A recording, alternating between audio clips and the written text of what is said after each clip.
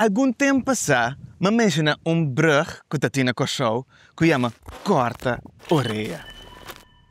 E coisa inte zo'n estranho, me estava a ler da enciclopédia van de Nederlandse film en toen me topa pida como de me tinha compartilhar com vocês. Para compreender a expressão aqui, o autor do artículo está sugerindo que quizás nós temos que na Península Ibérica, para mais específico, Espanha. O evento está caminhando para matador, torero. E gente que tem panha corá, então o toro também ribe panha corá.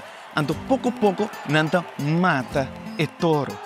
Depende com bom a prestação de torero, quanto gente aplaudir depois que ele acaba de matar o toro, eta ganha troféu.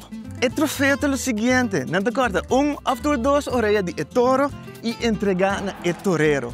E ora é da maneira a pessoa vitoriosa, então o toro está humilhar e derrotar bestia assim forte e bom dormir. Hoje em dia nós estamos pedindo gente ama de cortaria, gente muito cortaria, mas originalmente o artículo também menciona que corta orelha estava infidelidade de parte de gente mulher. Que me não é bom. Dentro da comunidade, outra coisa que nós estamos fazendo, obviamente não ama de comparar-se com touro. Ei, touro! É um gente forte.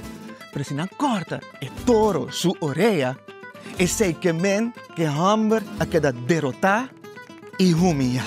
E prometo você, toda gente da comunidade, papi, bisa Ata, Maria, a corta Juni, sua orelha. Quizás estava toro, mas agora aqui é touro derrotar sem orelha.